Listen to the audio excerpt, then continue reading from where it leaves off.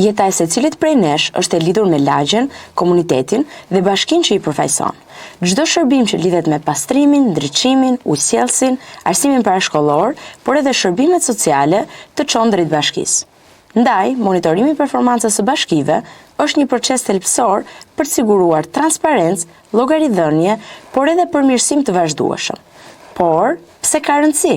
Raportet e matjes performancës janë gjithmonë një mekanizëm ku vetë bashkia ka mundësi të shikojë një pasqyrë për të kuptuar si është duke ushtruar funksionet e saj, kompetencat që janë ngarkuar, por më shumë rëndësi është patjetër për qytetarët, për grupet e interesit që të jenë të informuar, po të kenë edhe disa shifra ku të argumentojnë pse bashkia është duke punuar mirë apo ku ka problematika. Kushdo pastaj që dëshiron të edhe një këshilltar bashkiak, edhe një gazetar, edhe një aktor shoqërisë civile në vendor, i cili dëshiron të ngrej një problematikë caktuar, të përmirësoj punën e bashkisë, ka mundësi që të ketë shifrat e duhura për të bazuar, për të argumentuar kritikën apo edhe për le të themi edhe rekomandimet e tij për përmirësimin e shërbimeve.